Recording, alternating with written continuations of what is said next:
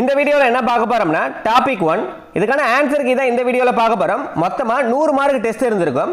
இந்த டாபிக் 1 அப்படினா என்னன்னா யூனிட் 4 இந்தியன் பாலிட்டில இந்திய அரசியலமைப்பின் உருவாக்கம், அரசியலமைப்பின் முகவுரை, முக்கிய கூறுகள், குடியுரிமை, அடிப்படை கடமைகள், அடிப்படை உரிமைகள், அரசின் நெறிமுறையுறுத்தும் கோட்பாடுகள் இது எல்லாமே கவர் பண்ணி நம்ம டாபிக் 1 அப்படின்ற மாதிரி கொடுத்திருப்போம். இதுக்கு முன்னாடியே வரிசையா கிளாஸ் பார்த்திருப்போம். இந்தியன் பாலிட்டில இந்த டாபிக் 1க்கு மட்டுமே 450 வினாக்கள் பார்த்திருப்போம். அது மட்டும் இல்லாம இந்த டாபிக் 1க்கான ப்ரீவியஸ் இயர் क्वेश्चन பேப்பர் ஒரு 200 பார்த்திருப்போம். டோட்டலா 650 வினாக்கள் பார்த்திருப்போம். இந்த 650 வினாக்கள் நீங்க படிச்சிருந்தீங்கன்னா இந்த டெஸ்ட் வந்து உங்களுக்கு ஈஸியா இருந்திருக்கும். இந்த டெஸ்ட்டுக்கான ஆன்சர் கீ பார்க்கறதுக்கு முன்னாடி இந்த டெஸ்ட்டுக்கான क्वेश्चन பேப்பரை டவுன்லோட் பண்ணிக்கோங்க. ஃபர்ஸ்ட் ஃபுல்லாவே டெஸ்ட் அட்டெண்ட் பண்ணுங்க. அதுல எதுலாம் உங்களுக்கு தெரியலையோ அதுக்கான ஆன்சர் மட்டும் இந்த வீடியோல வந்து பாருங்க. இந்த டெஸ்ட்டுக்கான क्वेश्चन பேப்பர் எப்படி டவுன்லோட் பண்றதுன்னா ஃபர்ஸ்ட் கமெண்ட்லயே வாட்ஸ்அப் குரூப்புக்கான லிங்க் இருக்கும். கிளிக் பண்ணி ஜாயின் பண்ணிக்கோங்க. வாட்ஸ்அப் குரூப்லயே இந்த டாபிக் 1க்கான क्वेश्चन பேப்பர் இருக்கும். ஃபர்ஸ்ட் ஃபுல்லாவே டெஸ்ட் அட்டெண்ட் பண்ணிருங்க. உங்களுக்கு ஆன்சர் தெரியாதப்ப இந்த ஆன்சர் கீயை வந்து நீங்க செக் பண்ணிக்கலாம். இப்போ இந்த 100 क्वेश्चनமே நம்ம பார்க்கலாம். இந்திய அரசியல் நிர்ணய சபை உருவாக்கம் தொடர்பான கீழ்கண்ட கூற்றுகளை ஆராய்க அப்படின்னு கொடுத்து 2 வாக்கியம் கொடுத்திருக்காங்க. இந்திய அரசியல் நிர்ணய சபை உருவாக்கம் தொடர்பான கீழ்கண்ட கூற்றுகளை ஆராய்க அப்படின்னு கொடுத்து 2 வாக்கியம் கொடுத்திருக்காங்க. இந்திய அரசியல் நிர்ணய சபை 1946ஆம் ஆண்டு கிரிப்ஸ் தூதுக்குழு திட்டத்தின் கீழ் உருவாக்கப்பட்டது. இல்ல வாக்கியம் 1 தவறானதா? இந்திய அரசியல் நிர்ணய சபை 1946ஆம் ஆண்டு கிரிப்ஸ் தூதுக்குழு அப்படின்னு கொடுத்திருக்காங்க. இது தவறானது. அமைச்சரவை தூதுக்குழு திட்டத்தின் கீழ் தான் உருவாக்கப்பட்டது. இல்ல கிரிப்ஸ்னு கொடுத்திருக்காங்க. ஃபர்ஸ்ட் இதே தவறு தான். அடுத்து ரெண்டாவது பாருங்க. இச்சபையில் 292 மாகாண பிரதிநிதிகள், 93 சுதேச அரசுகளின் பிரதிநிதிகள், 3 மாகாண முதன்மை ஆணையர்கள் மற்றும் ஒரு பலுச்சிஸ்தான் பிரதிநிதி என மொத்தம் 389 உறுப்பினர்கள் இடம்பெற்றிருந்தனர். ரெண்டாவது வாக்கியம் வந்து சரி. இல்ல 1 தவறு, 2 வந்து சரி. ஆப்ஷன் வந்து பி, 2 மட்டும் சரி. இது ரொம்ப முக்கியமானது, நோட் பண்ணிக்கோங்க. இந்திய அரசியல் நிர்ணய சபையின் மொத்த உறுப்பினர்கள் எவ்வளவுனா 389 உறுப்பினர்கள்.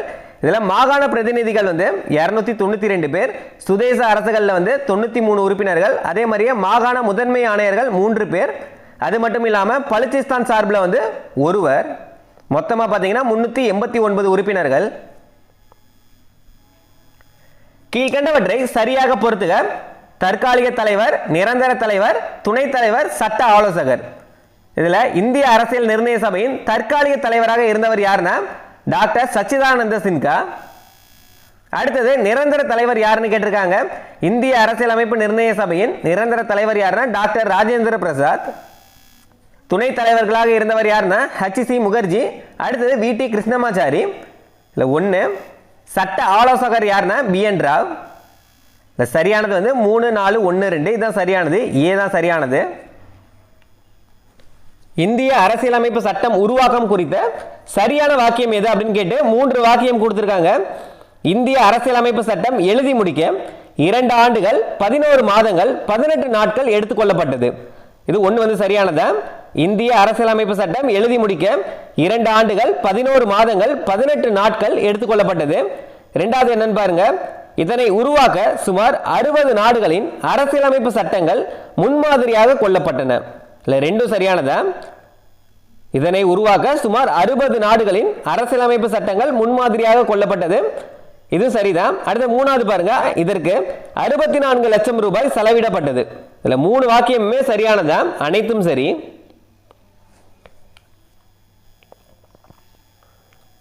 கீழ்கண்டவற்றுள் தவறான இணையை கண்டறிக. தவறானது எது அப்படின்னு தான் கேட்டிருக்காங்க. அரசியலமைப்பு உருவாக்கப்பட்ட போது 395 உறுப்புகள், 22 பகுதிகள், 8 அட்டவணைகள் இருந்தது. இது சரிதான். இது உருவாக்கப்பட்ட போது. தற்போது எவ்வளவு இருக்கு அப்படின்றத கமெண்ட் பண்ணுங்க. இது சரியானது. அடுத்து ரெண்டாவது முகப்புறையில் சேர்க்கப்பட்ட புதிய சொற்கள் என்னன்னா சமதர்ம, சமய சார்பின்மை, ஒருமைப்பாடு. இல்ல பி சரியானதா? முகப்புறையில் சேர்க்கப்பட்ட புதிய சொற்கள் என்னன்னா சமதர்ம, சமய சார்பின்மை, ஒருமைப்பாடு. இல்ல பி சரியானதா? இந்திய அரசமைப்பு நிர்ணய மன்றத்தின் பெண் உறுப்பினர்கள் எத்தனை பேர் இருந்தாங்கன்னா 15 பேர் அப்படின்னு சொல்லியிருக்காங்க. இல்ல சி சரியானதா? தவறானது என்னன்னு தான் கேட்டிருக்காங்க. இதுல 3மே சரியானதா? டி தான் தவறா இருக்கும். அரசியலமைப்பு சட்டத்தின் உண்மை பிரதிகள் பாதுகாக்கப்படும் பேழை நிரப்பப்பட்டுள்ள வாயு எதுனா நைட்ரஜன் வாயு அப்படின்னு கொடுத்திருக்காங்க. நைட்ரஜன் வாயு வராது, ஹீலியம் வாயு வரும்.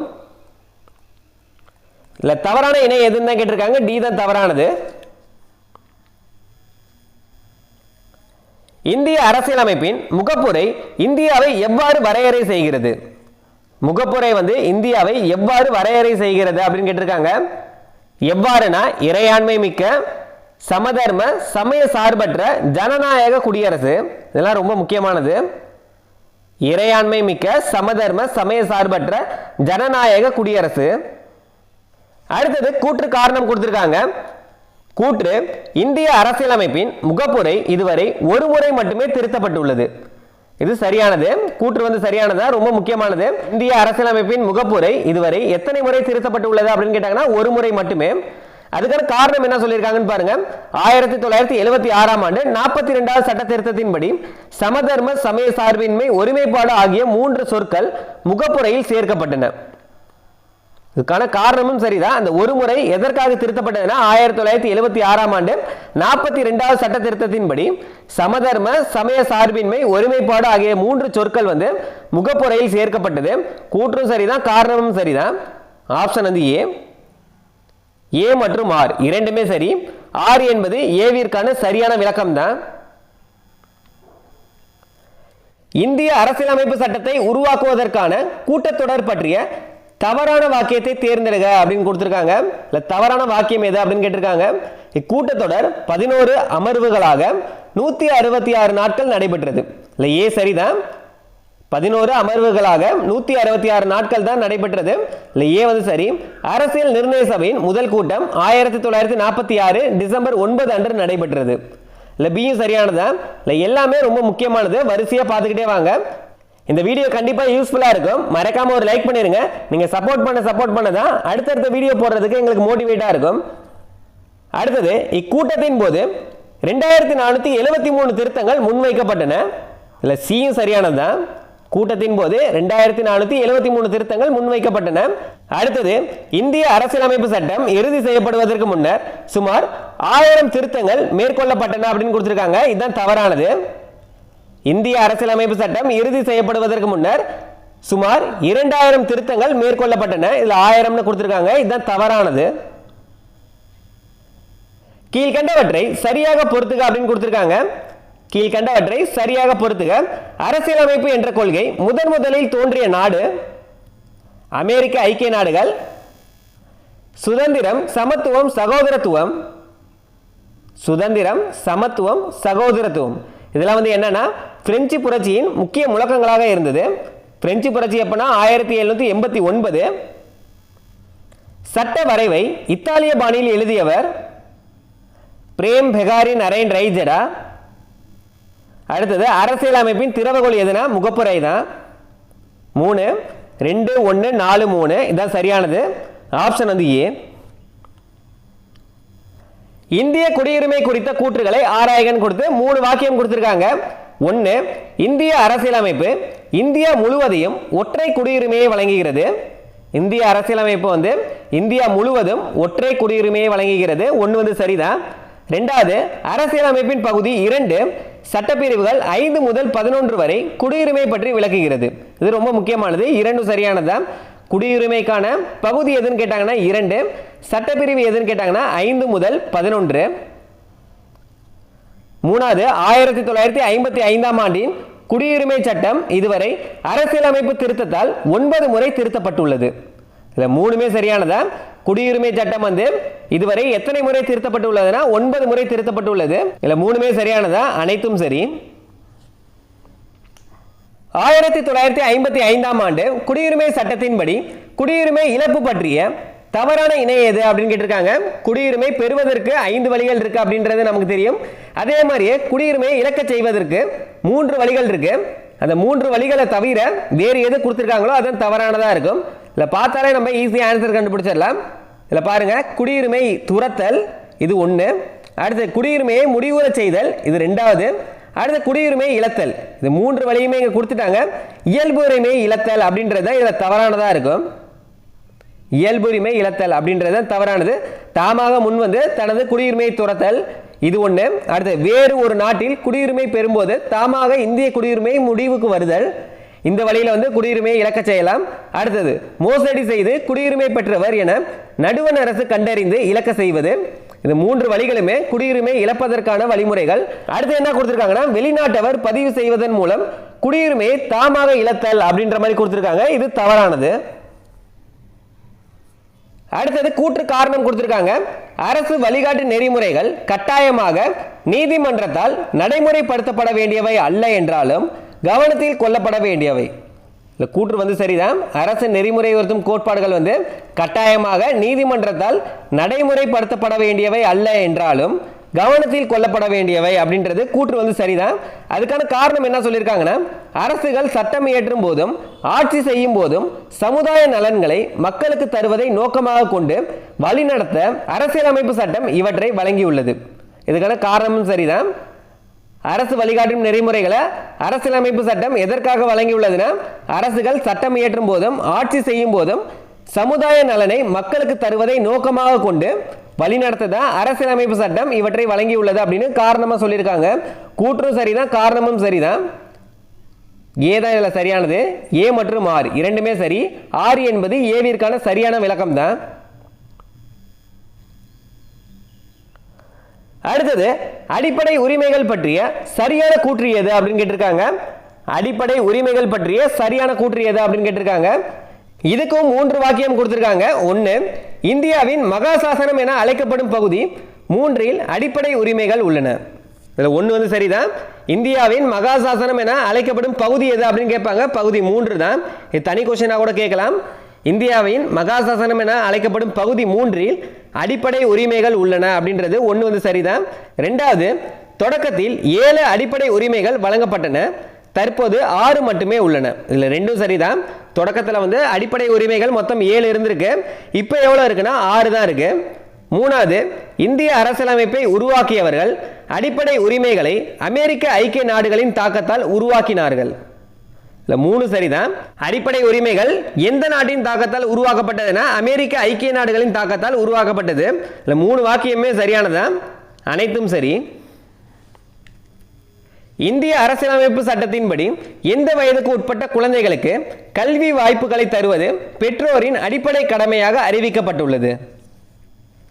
6 முதல் 14 வயதுக்கு உட்பட்ட குழந்தைகளுக்கு கல்வி வாய்ப்புகளை தருவது பெற்றோரின் அடிப்படை கடமையாக அறிவிக்கப்பட்டுள்ளது.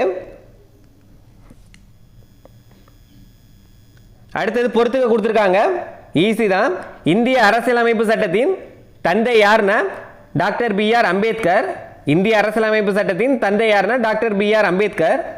அடுத்தது அரசியலமைப்பு சட்ட வரைவு குழுவின் ஆலோசகர் யாருன்னா B.N. ராவ். அரசியலமைப்பு சட்ட வரைவு குழுவின் ஆலோசகர் யாருன்னா B.N. ராவ். குறிக்கோள் தீர்மானம் இது ஜவஹர்லால் நேருவின் குறிக்கோள் தீர்மானம்.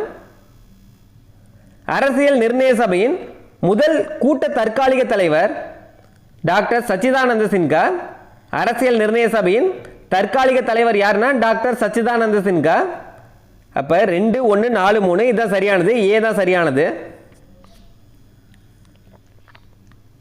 இந்திய அரசியலமைப்பு சட்டத்தின் சிறப்பு கூறுகள் குறித்த கூற்றுகளில் எது தவறானது அப்படின்னு கேட்டிருக்காங்க. உலகில் எழுதப்பட்ட அனைத்து அரசியலமைப்புகளை விடவும் மிகவும் நீளமானது. ஏ சரிதான். உலகில் எழுதப்பட்டுள்ள அனைத்து அரசியலமைப்புகளை விடவும் மிகவும் நீளமானது எதுனா இந்திய அரசியலமைப்பு. அடுத்தது இது நெகிழும் தன்மை மற்றும் நெகிழா தன்மை ஆகிய இரண்டையும் கொண்டது. இல்லை பியும் சரிதான்.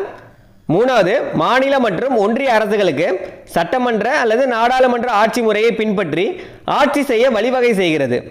இல்லை சியும் சரியானதான். 4வது, நாடாளுமன்ற ஆட்சி முறையில் நிறைவேற்ற அதிகாரம் குடியரசுத் தலைவருக்கு கூட்டு பொறுப்பாக இருக்கும். இல்லை டி தான் தவறானது. நாடாளுமன்ற ஆட்சியில் நிறைவேற்ற அதிகாரம் சட்டமன்றத்திற்கு மட்டுமே கூட்டு பொறுப்பாக இருக்கும். இதில் என்ன கொடுத்துருக்காங்க, குடியரசுத் தலைவருக்கு கூட்டு பொறுப்பாக இருக்கும் அப்படின்ற மாதிரி கொடுத்துருக்காங்க. இல்லை டி தான் தவறானது. ஜவஹர்லால் நேருவின் குறிக்கோள் தீர்மானம் இந்திய அரசியல் நிர்ணய சபையால் ஏற்றுக்கொள்ளப்பட்ட நாள் எந்த ஆண்டு ஏற்றுக்கொள்ளப்பட்டதுன்னா 1947 ஜனவரி 22. அடுத்தது கூற்று காரணம் கொடுத்திருக்காங்க. கூற்று என்ன சொல்லியிருக்காங்கன்னா, இந்தியாவை ஒரு மதச்சார்பற்ற நாடு என அரசியலமைப்பு சட்டம் அறிவிக்கிறது. கூற்று சரிதான். இந்தியாவை ஒரு மதச்சார்பற்ற நாடு என அரசியலமைப்பு சட்டம் அறிவிக்கிறது. அதுக்கான காரணம் என்ன சொல்றாங்கன்னு பாருங்க. அரசிற்கான மதம் என்று ஒன்று கிடையாது. அரசு அனைத்து மதங்களையும் ஒரே தளத்தில் வைத்தே பார்க்கிறது. அதுக்கான காரணமும் சரிதான், கூற்றும் சரிதான், காரணமும் சரிதான். கூற்று மற்றும் காரணம் சரி. காரணம் வந்து கூற்றை சரியாக விளக்குகிறது. கீழ்கண்டவற்றுள் சரியான இணையை கண்டறிக அப்படின்னு கொடுத்துருக்காங்க. இதில் எது வந்து சரியான இணை அப்படின்னு கேட்டிருக்காங்க. இந்திய அரசியலமைப்பு சட்டம் நடைமுறைக்கு வந்த நாள் 1949 நவம்பர் 26. இல்லை ஏவே தவறானதா. இந்திய அரசியலமைப்பு சட்டம் நடைமுறைக்கு வந்த நாள் எப்போனா 1950 ஜனவரி 26. இதில் கொடுத்துருக்கிறது என்ன 1949 நவம்பர் 26 அப்படின்ற மாதிரி கொடுத்துருக்காங்க. இந்த 1949 நவம்பர் 26 என்னன்னா இந்திய அரசியலமைப்பு சட்டம் ஏற்றுக்கொள்ளப்பட்ட நாள் அப்படின்னு கொடுத்துருந்தா இது சரி. இதில் கேட்டிருக்கிறது நடைமுறைக்கு வந்த நாள் எப்போ அப்படின்னு தான் கேட்டிருக்காங்க. அதுக்கு சரியானது என்னன்னா 1950 ஜனவரி 26 இதான் சரியானதாக வரும். இதில் கொடுத்துருக்கிறது 1949 நவம்பர் 26 அப்படின்னு கொடுத்துருக்காங்க. ஏ வந்து தவறு. அடுத்தது இந்திய அரசமைப்பு நிர்ணய மன்றம் உருவாக்கப்பட்ட ஆண்டு 1946. இதில் பி தான் சரியானது. கொஸ்டின்ல கேட்டிருக்கிறது சரியான இணை எதுன்னு கேட்டிருக்காங்க. பி தான் சரியானது. அடுத்த ரெண்டுமே தவறானதாக தான் இருக்கும். அதையும் செக் பண்ணிடலாம். இந்திய அரசியலமைப்பு சட்ட நாளாக கொண்டாடப்படும் நாள் ஜனவரி 26. இல்லை சி வந்து தவறு தான். இந்திய அரசியலமைப்பு சட்ட நாளாக கொண்டாடப்படும் நாள் வந்து நவம்பர் 26. அதாவது இந்திய அரசியலமைப்பு சட்டம் ஏற்றுக்கொள்ளப்பட்ட நாளை தான் சட்ட நாளாக நம்ம கொண்டாடுகிறோம். இதில் வந்து ஜனவரி 26 அப்படின்ற மாதிரி கொடுத்துருக்காங்க. இந்த ஜனவரி 26 என்னன்னா குடியரசு தினம் தான் ஜனவரி 26. இதில் சி தவறானது. டி என்னன்னா பிரெஞ்சு புரட்சி நடைபெற்ற ஆண்டு 1776 அப்படின்ற மாதிரி கொடுத்துருக்காங்க. 1789 வரும்.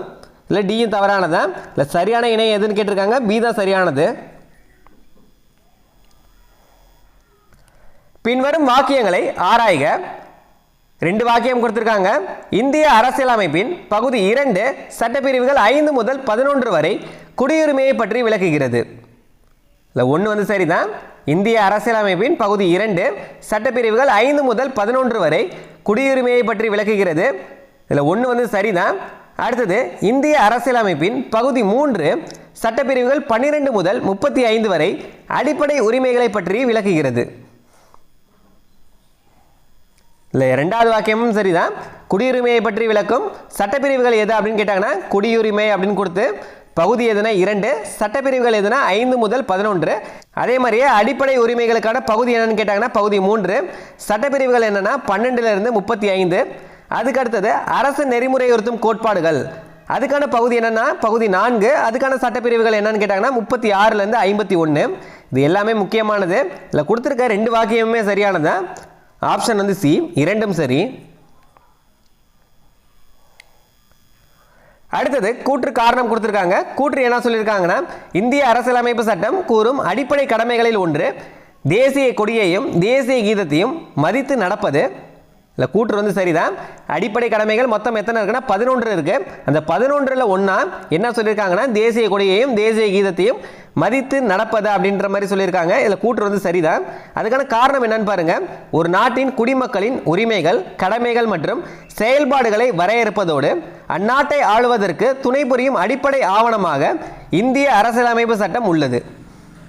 இது தனி வாக்கியமாக பார்க்குறப்ப இது சரியானதான். ஒரு நாட்டின் குடிமக்களின் உரிமைகள் கடமைகள் மற்றும் செயல்பாடுகளை வரையறுப்பதோடு அந்நாட்டை ஆள்வதற்கு துணை புரியும் அடிப்படை ஆவணமே இந்திய அரசியலமைப்பு சட்டம் அப்படின்றது இது தனி வாக்கியமாக சரிதான். இப்போ கூற்றும் சரிதான், காரணமும் சரிதான். ஆனால் இந்த கூற்றுக்கான காரணம் வந்து இது கிடையாது.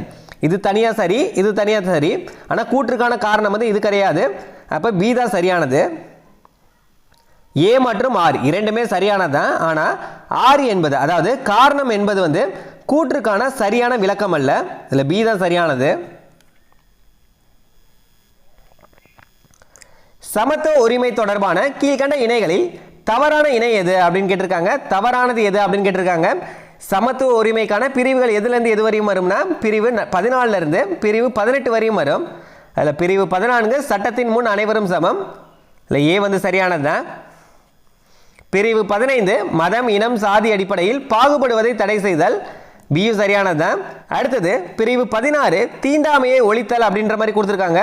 இல்லை பிரிவு 16 தீண்டாமையை ஒழித்தல் அப்படின்றது தவறானது. ஏன்னா பிரிவு 16 என்ன வரும்னா பொது வேலைவாய்ப்புகளில் சம வாய்ப்பளித்தல் அப்படின்றது தான் சரியானது. பிரிவு 16 என்ன? பொது வேலைவாய்ப்புகளில் சம வாய்ப்பளித்தல். பிரிவு 17 தான் தீண்டாமையை ஒழித்தல் வரும். பிரிவு 17 என்னன்னு கேட்டாங்கன்னா தீண்டாமையை ஒழித்தல். இதில் வந்து தவறாக கொடுத்துருக்காங்க, சி தான் தவறானது.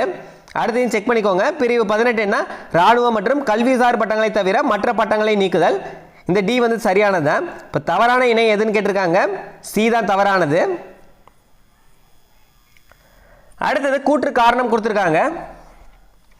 கூற்று என்ன சொல்லியிருக்காங்கன்னா, அவசர நிலை அறிவிக்கப்படும் பொழுது இந்திய அரசியலமைப்பின் சட்டப்பிரிவு 19 கீழ் உத்தரவாதம் அளிக்கப்பட்டுள்ள சுதந்திரம் தாமாகவே நிறுத்தப்படுகிறது. இது சரிதான். எந்த சட்டப்பிரிவுனா சட்டப்பிரிவு 19 கீழ் அவசர நிலை அறிவிக்கப்படும் பொழுது இந்திய அரசியலமைப்பின் சட்டப்பிரிவு 19 கீழ் உத்தரவாதம் அளிக்கப்பட்டுள்ள சுதந்திரம் வந்து தாமாகவே நிறுத்தப்படுகிறது. கூற்று வந்து சரிதான். அதுக்கான காரணம் என்ன சொல்லியிருக்காங்கன்னு பாருங்க. சட்டப்பிரிவு 352 கீழ் குடியரசுத் தலைவரால் தேசிய அவசர நிலை அறிவிக்கப்படும் போது மட்டுமே இந்த நடைமுறை சாத்தியமாகிறது. இதுக்கான காரணமும் சரிதான், கூற்றும் சரிதான், காரணமும் சரிதான். எப்பனா சட்டப்பிரிவு 352 கீழ் குடியரசுத் தலைவரால் தேசிய அவசர நிலை அறிவிக்கப்படும் போது மட்டுமே இந்த நடைமுறை வந்து சாத்தியமாகிறது அப்படின்ற மாதிரி சொல்லியிருக்காங்க.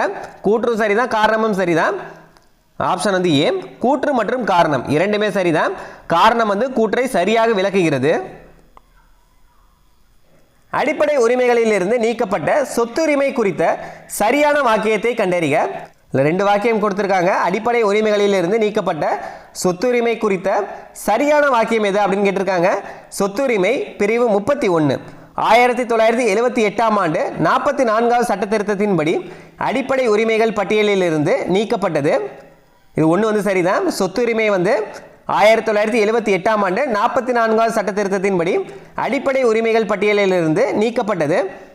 அடுத்தது வாக்கியம் 2 தற்போது சொத்துரிமையானது இந்திய அரசியலமைப்பு சட்டத்தின் பகுதி 12 பிரிவு 300A ஒரு அடிப்படை உரிமையாகவே தொடர்கிறது. இல்லை 2 வந்து தவறானது. 1 சரி, 2 தவறு. ஏன்னா சொத்துரிமை வந்து 1978 44வது சட்ட திருத்தத்தின்படி அடிப்படை உரிமை பட்டியலிலிருந்து நீக்கப்பட்டது. அதுக்கப்புறமேட்டு இந்த சொத்துரிமை வந்து சட்ட உரிமையாக மாற்றப்பட்டது. எந்த பகுதின்னு பார்த்தீங்கன்னா பகுதி 12 சட்டப்பிரிவு 300A கீழ் சொத்துரிமை வந்து அடிப்படை உரிமையிலிருந்து சட்ட உரிமையாக மாற்றப்பட்டது. இதுதான் சரியானதாக இருக்கும். இதில் என்ன சொல்லியிருக்காங்க, தற்போது சொத்துரிமையானது இந்திய அரசியலமைப்பு சட்டத்தின் பகுதி 12 பிரிவு 300A கீழ் ஒரு அடிப்படை உரிமையாகவே தொடர்கிறது அப்படின்ற மாதிரி சொல்லியிருக்காங்க. இதில் 2 வந்து தவறானது. சொத்துரிமை வந்து இப்போ சட்ட உரிமையாக மாற்றப்பட்டுள்ளது, அடிப்படை உரிமை அல்ல. அப்போ 1 மட்டும்தான் சரியானது. அடிப்படை உரிமைகளும் அரசு நெறிமுறையுறுத்தும் கோட்பாடுகளுக்கும் இடையேயான வேறுபாடுகளில் கீழ்கண்டவற்றில் தவறான கூற்றியது. அடிப்படை உரிமைகளும் அரசு நெறிமுறையுறுத்தும் கோட்பாடுகளுக்கும் இடையேயான வேறுபாடுகளில் எது வந்து தவறான கூற்று அப்படின்னு கேட்டிருக்காங்க. அடிப்படை உரிமைகள் அமெரிக்க ஐக்கிய நாடுகளின் அரசியலமைப்பில் இருந்தும் வழிகாட்டு நெறிமுறைகள் அயர்லாந்து அரசியலமைப்பில் இருந்தும் பெறப்பட்டது. இந்த பாயிண்ட் வந்து ரொம்ப முக்கியமானது. அடிப்படை உரிமைகள் எங்கிருந்து பெறப்பட்டது அப்படின்னு கேட்பாங்க. அமெரிக்க ஐக்கிய நாடுகளிலிருந்து பெறப்பட்டது. அதே மாதிரியே அரசு நெறிமுறையுறுத்தும் கோட்பாடுகள் எங்கிருந்து பெறப்பட்டதுன்னா அயர்லாந்து நாட்டிலிருந்து பெறப்பட்டது. இல்லை ஏ வந்து சரிதான். அடுத்தது அடிப்படை உரிமைகளை நீதிமன்ற சட்டத்தால் செயற்படுத்த முடியும், வழிகாட்டு நெறிமுறைகளை எந்த நீதிமன்றத்தாலும் கட்டாயப்படுத்த முடியாது. இல்லை பியும் சரிதான். அடிப்படை உரிமைகளை நீதிமன்ற சட்டத்தால் செயற்படுத்த முடியும், வழிகாட்டு நெறிமுறைகளை எந்த நீதிமன்றத்தாலும் கட்டாயப்படுத்த முடியாது. இதில் பி வந்து சரியானதான். அடுத்தது அடிப்படை உரிமைகள் தார்மீக மற்றும் அரசியல் ஒப்புதலை பெற்றவை, வழிகாட்டு நெறிமுறைகள் சட்ட ஒப்புதலை பெற்றவை அப்படின்னு சொல்லியிருக்காங்க. இல்லை சி தான் தவறானது. அடிப்படை உரிமைகள் தான் சட்ட ஒப்புதலை பெற்றவை. இதில் அப்படியே மாற்றி கொடுத்துருக்காங்க. அரசு வழிகாட்டு நெறிமுறைகள் தான் தார்மீக மற்றும் அரசியல் ஒப்புதலை பெற்றவை. இதில் அப்படியே மாற்றி கொடுத்துருக்காங்க. சி தான் தவறானது. அடுத்த டி என்ன சொல்லியிருக்காங்கன்னு பாருங்க. அடிப்படை உரிமைகள் அரசியல் ஜனநாயகத்தை வலுப்படுத்துகின்றன, வழிகாட்டு நெறிமுறைகள் சமுதாய மற்றும் பொருளாதார ஜனநாயகத்தை உறுதியாகின்றன. இல்லை டி சரியானது. இல்லை தவறான கூற்றியதுன்னா சி தான் தவறானது. இந்திய அரசியலமைப்பின் அடிப்படை கடமைகள் தொடர்பான கீழ்கண்ட வாக்கியங்களை ஆராய்க. அதே மாதிரியே 3 வாக்கியம் கொடுத்துருக்காங்க. அடிப்படை கடமைகளை அரசியலமைப்பில் சேர்க்க பரிந்துரை செய்த குழு சர்தார் ஸ்வரன் சிங் குழு 1976. 1 வந்து சரிதான். அடிப்படை கடமைகளை அரசியலமைப்பில் சேர்க்க பரிந்துரை செய்த குழு எதுனா ஸ்வரன் சிங் குழு 1976. அடுத்தது 1976ஆம் ஆண்டு 42வது சட்ட திருத்தத்தின் மூலம் அடிப்படை கடமைகள் பகுதி 4A சட்டப்பிரிவு 51Aவில் சேர்க்கப்பட்டன. இல்லை ரெண்டும் சரியானதா? அடிப்படை உரிமைகளுக்கான பகுதி எதுன்னு பார்த்தீங்கன்னா பகுதி 4A சட்டப்பிரிவு வந்து 51Aவில் சேர்க்கப்பட்டன அப்படின்ற மாதிரி சொல்லியிருக்காங்க. ரெண்டாவதும் சரிதான். அடுத்தது 3 என்னன்னா அடிப்படை கடமைகள் அமெரிக்க ஐக்கிய நாடுகளின் அரசியலமைப்பின் தாக்கத்தால் சேர்க்கப்பட்டன. இல்லை 3 தான் தவறானது. அடிப்படை கடமைகள் வந்து முன்னாள் சோவியத் யூனியன் அரசியலமைப்பின் தாக்கத்தால் சேர்க்கப்பட்டது. இதில் அமெரிக்க ஐக்கிய நாடுகளின் தாக்கத்தால் அப்படின்ற மாதிரி கொடுத்துருக்காங்க. 3 வந்து தவறு. அமெரிக்க ஐக்கிய நாடுகளின் தாக்கத்தால் எது சேர்க்கப்பட்டது அப்படின்னா அடிப்படை கடமைகள். அமெரிக்க ஐக்கிய நாடுகள்னு சொல்லியிருந்தாங்கன்னா அடிப்படை கடமைகள் வரும். சோவியத் யூனியன் அப்படின்ற மாதிரி கொடுத்துருந்தாங்கன்னா அடிப்படை உரிமைகள் வரும். இல்லை சரியானது எதுனா 1, 2 தான் சரியானது. 1 மற்றும் 2 சரி. கீழ்கண்டவற்றை சரியாக பொறுத்துக. 86வது அரசியலமைப்பு திருத்த சட்டம் 11வது அடிப்படை கடமை பிரிவு 51A(k)வின் கீழ் என்னன்னா 6 முதல் 14 வயதுக்கு உட்பட்ட குழந்தைகளுக்கு கல்வி வாய்ப்பு வழங்குவது. இதில் வந்து ரெண்டாவது 42வது அரசியலமைப்பு திருத்த சட்டம் பொதுப்பட்டியலுக்கு 5 துறைகள் மாற்றம். 42வது அரசியலமைப்பு திருத்த சட்டம் வந்து பொதுப்பட்டியலுக்கு வந்து 5 துறைகள் வந்து மாற்றம் செய்யப்பட்டது. 44வது அரசியலமைப்பு திருத்த சட்டம் சொத்துரிமை நீக்கம்.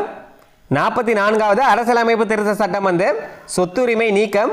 சட்டப்பிரிவு 280 நிதிக்குழு நியமனம். இல்லை 2, 1, 4, 3 இதுதான் சரியானது. ஆப்ஷன் வந்து ஏ. அடுத்தது கூற்று காரணம் கொடுத்துருக்காங்க. கூற்று என்ன சொல்லியிருக்காங்கன்னா பொதுப்பட்டியலில் உள்ள துறைகள் குறித்து சட்டம் இயற்றும் போது நடுவண் அரசுக்கும் மாநில அரசுக்கும் இடையே முரண்பாடு ஏற்பட்டால் நடுவண் அரசு இயற்றும் சட்டமே இறுதியானது. இல்லை கூற்று வந்து சரியானதா? பொதுப்பட்டியலில் உள்ள துறைகள் குறித்து சட்டம் இயற்றும் போது நடுவண் அரசுக்கும் மாநில அரசுக்கும் இடையே முரண்பாடு ஏற்பட்டால் நடுவண் அரசு இயற்றும் சட்டமே இறுதியானது. கூற்று வந்து சரிதான். அதுக்கான காரணம் என்ன சொல்லியிருக்காங்கன்னு பாருங்க. இந்திய அரசியலமைப்பின் 7வது அட்டவணை நடுவண் மாநில அரசுகளுக்கிடையான அதிகார பகிர்வினை பற்றி கூறுகிறது. கூற்றும் சரி, காரணமும் சரி. தனித்தனி வாக்கியமாக பார்க்குறப்ப ரெண்டுமே சரியானதான். ஆனால் இந்த கூற்றுக்கான காரணம் வந்து இது கிடையாது. கூற்றும் காரணமும் சரிதான். ஆனால் இந்த காரணம் வந்து கூற்றுக்கான சரியான விளக்கம் இல்லை. பி தான். ஏ மற்றும் ஆர் இரண்டுமே சரி. ஆனால் ஆர் என்பது ஏவிற்கான சரியான விளக்கம் அல்ல. 1976இல் 42வது சட்ட திருத்தத்தின் மூலம் மாநில பட்டியலில் இருந்து பொதுப்பட்டியலுக்கு மாற்றப்பட்ட 5 துறைகளில் கீழ்கண்டவற்றுள் இடம்பெறாத துறை எது? 5 துறைகள் வந்து மாற்றம் செய்யப்பட்டுள்ளது. அந்த 5 துறைகளில் எது வந்து இங்கே இடம்பெறவில்லை அப்படின்னு கேட்டிருக்காங்க. கல்வி, எடைகள் மற்றும் அளவுகள். இதில் காவல்துறை வராது, காடுகள் வரும். இதில் காவல்துறை வராது. இதுதான் தவறானது. மாநில பட்டியலில் இருந்து பொதுப்பட்டியலுக்கு மாற்றப்பட்ட 5 துறைகள் என்ன அப்படின்றத மறக்காம கமெண்ட் பண்ணுங்க. கீழ்கண்டவற்றுள் சரியான இணையை கண்டறிக. குழுக்கள் கொடுத்து அதுக்கான ஆண்டுகள் கொடுத்துருக்காங்க. இதில் சரியான இணை எது அப்படின்ற மாதிரி கேட்டிருக்காங்க. சர்க்காரியா குழு 1983. இதில் ஏவே சரியானதான். சர்க்காரியா குழு வந்து 1983 இது சரி. அடுத்து PV ராஜமன்னார் குழு 1976. இல்லை பி தவறானது. PV ராஜமன்னார் குழு வந்து எப்போ வரும்னா 1969 வரும். இல்லை 76ன்னு கொடுத்துருக்காங்க. அடுத்தது MN வெங்கடாசலையா ஆணையம் இது எப்போனா 2000 வரும். 2007ன்னு கொடுத்துருக்காங்க. இதுவும் தவறு தான். MM பூஜி ஆணையம் 2000 அப்படின்னு கொடுத்துருக்காங்க. 2000 வராது. 2007 வரும். இதெல்லாம் நோட் பண்ணிக்கோங்க. சர்க்காரியா குழு தான் சரியானது. செம்மொழிகள் தொடர்பான கீழ்கண்ட வாக்கியங்களை ஆராய்க. 3 வாக்கியம் கொடுத்துருக்காங்க.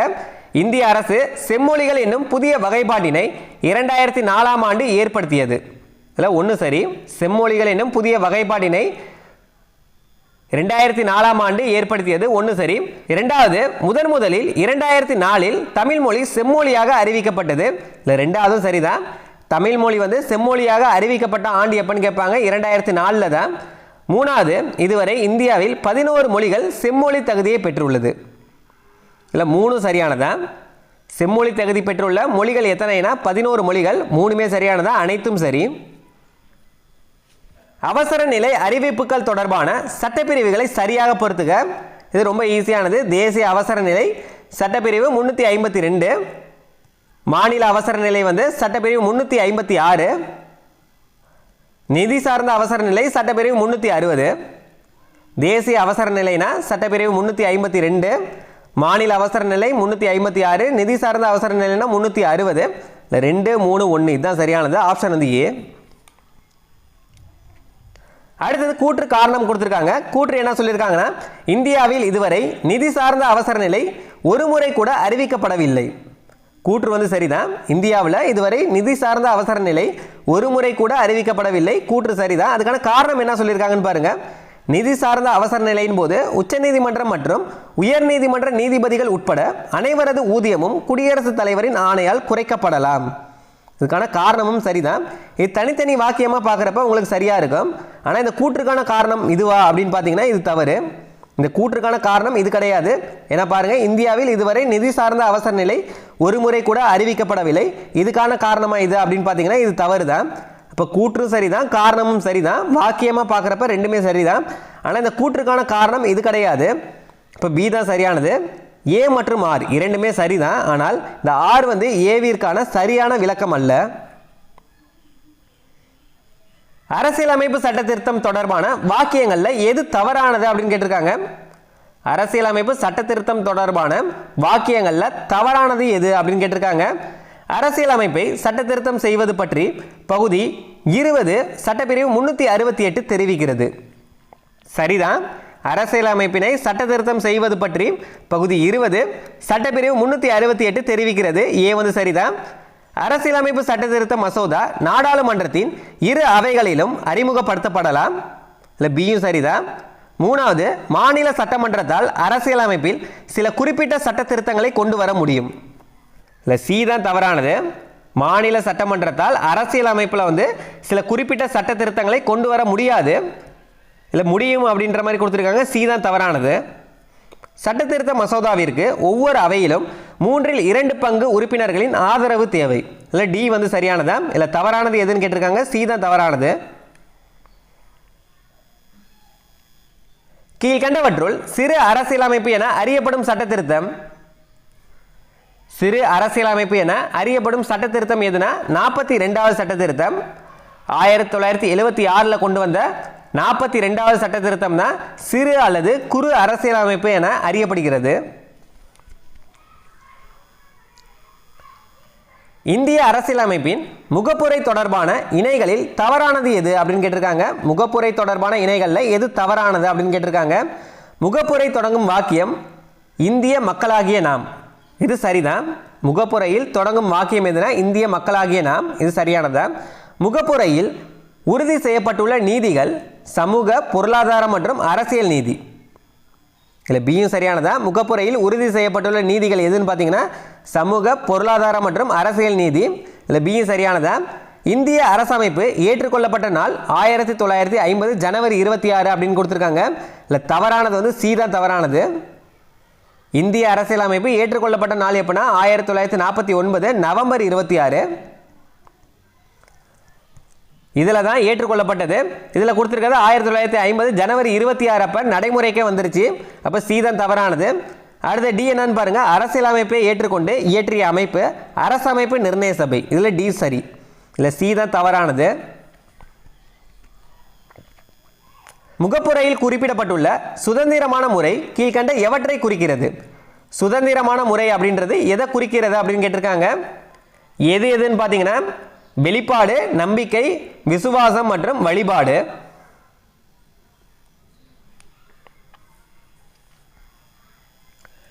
கீழ்கண்ட வாக்கியங்களை ஆராய்க. 3 வாக்கியம் கொடுத்திருக்காங்க. இந்தியா ஒரு மாநிலங்களின் ஒன்றியமாக பல பிரிவுகளுக்கும் ஒருமைப்பாட்டினையும் ஒருங்கிணைப்பையும் வழங்கும் கூட்டாட்சியை கொண்டுள்ளது. இந்தியா வந்து ஒரு மாநிலங்களின் ஒன்றியமாக பல பிரிவுகளுக்கும் ஒருமைப்பாட்டிற்கும் ஒருங்கிணைப்பையும் வழங்கும் கூட்டாட்சியை கொண்டுள்ளது. ஒன்று வந்து சரிதான். 2வது, பண்பாட்டு வேற்றுமை கொண்ட இந்திய மக்கள் ஒருமைப்பாட்டுடன் வாழ குறிப்பிட்ட அடிப்படை விதிகள் மற்றும் ஒழுங்குமுறைகள் அவசியமாகிறது. இல்லை, ரெண்டும் சரியானதான். பண்பாட்டு வேற்றுமை கொண்ட இந்திய மக்கள் ஒருமைப்பாட்டுடன் வாழ குறிப்பிட்ட அடிப்படை விதிகள் மற்றும் ஒழுங்குமுறைகள் அவசியமாகிறது. இல்லை, ரெண்டும் சரியானதுதான். 3வது, இத்தகைய அடிப்படை விதிகள் மற்றும் ஒழுங்குமுறைகள் இல்லை என்றால் மக்களாட்சி அமைப்பு நிலைத்திருக்கும் அப்படின்னு கொடுத்துருக்காங்க. இதில் 3 வந்து தவறு. இத்தகைய அடிப்படை விதிகள் மற்றும் ஒழுங்குமுறைகள் இல்லை என்றால் மக்களாட்சி வந்து நிலைத்திருக்காது. இல்லை நிலைத்திருக்கும் அப்படின்ற மாதிரி கொடுத்துருக்காங்க. இதில் 1, 2 தான் சரியானது, 3 வந்து தவறு. ஆப்ஷன் வந்து ஏ 1 மற்றும் 2 சரி.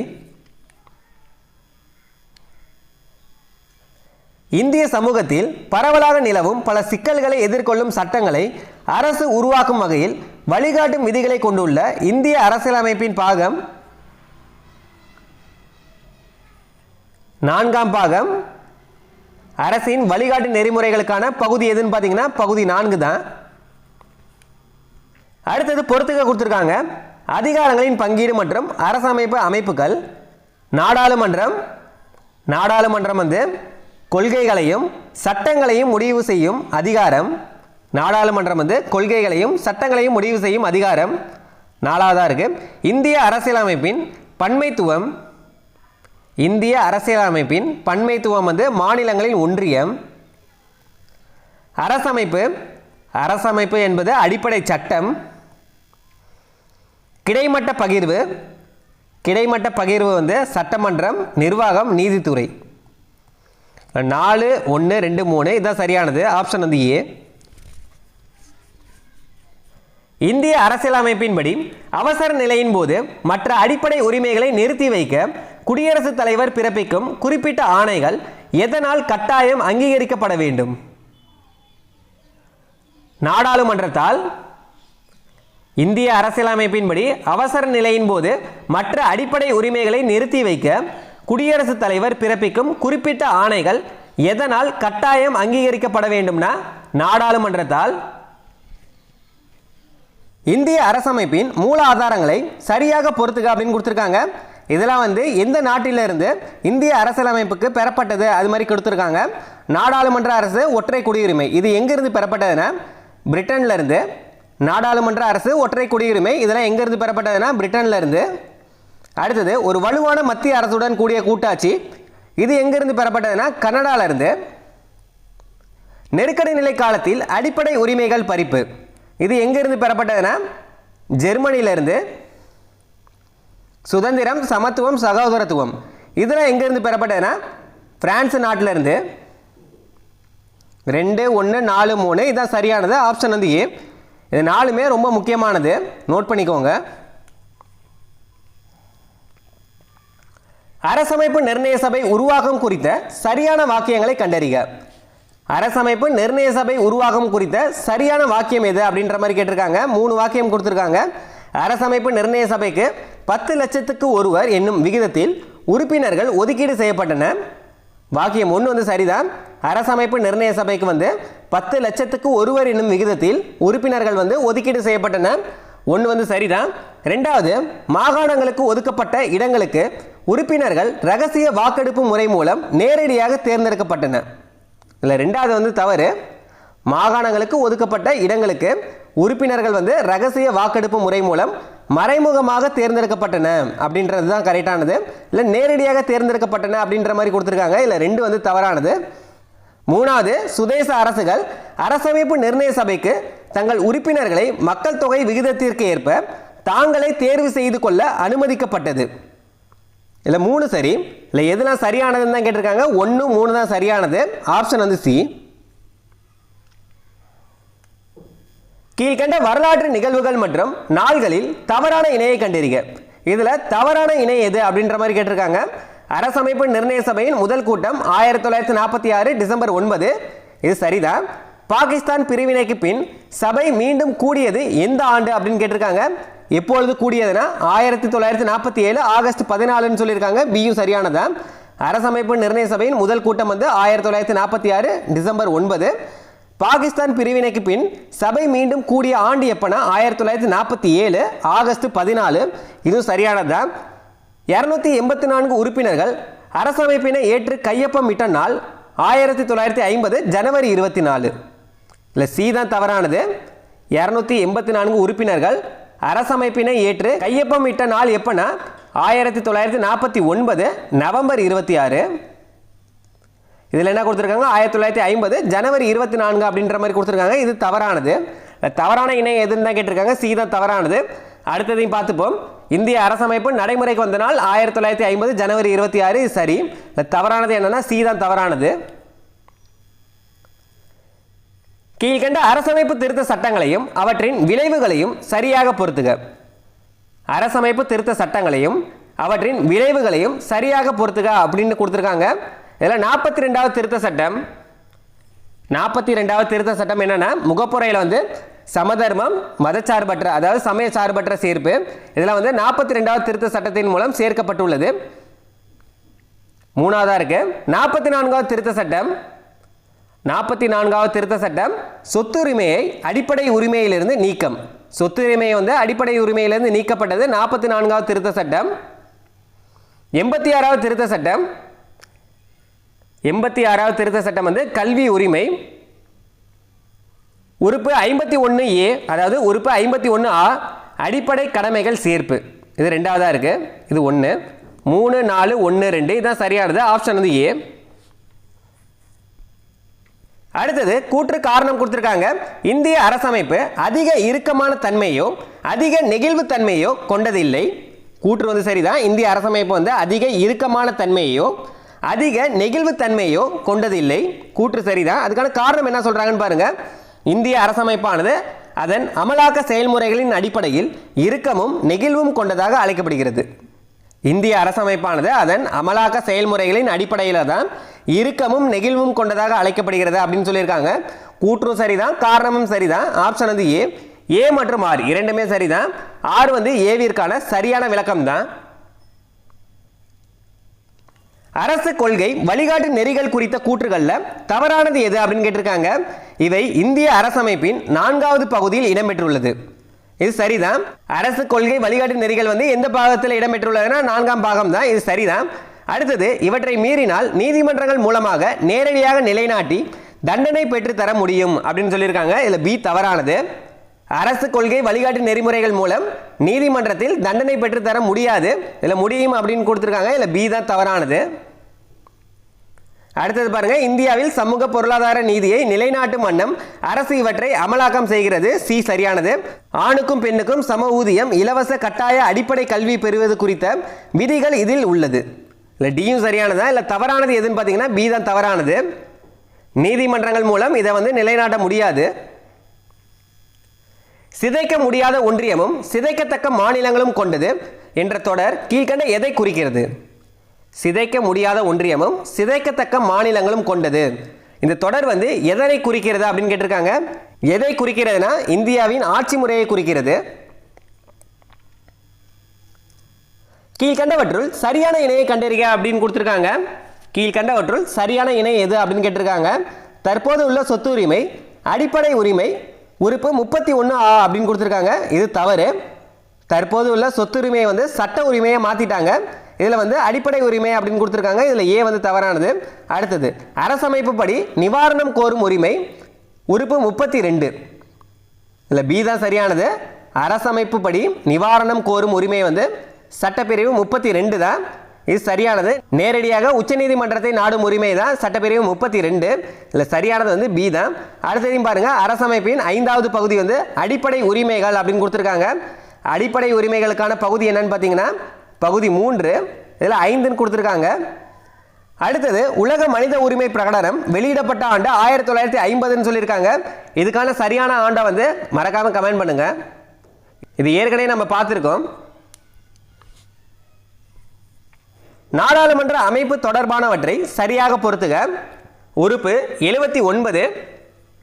உறுப்பு 79 வந்து இந்திய ஒன்றியத்தின் நாடாளுமன்றம் குடியரசுத் தலைவர் மற்றும் ஈரவைகளை கொண்டிருக்கும்.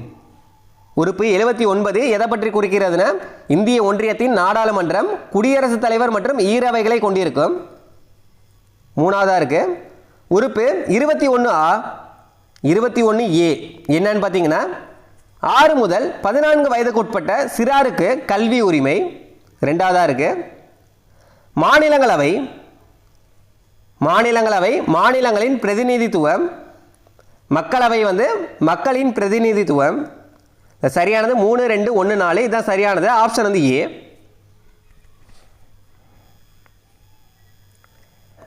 இந்திய அரசியல் நிர்ணய சபையின் முதல் கூட்டத்தொடர் பற்றிய வாக்கியங்கள்ல எது தவறானது அப்படின்னு கேட்டிருக்காங்க.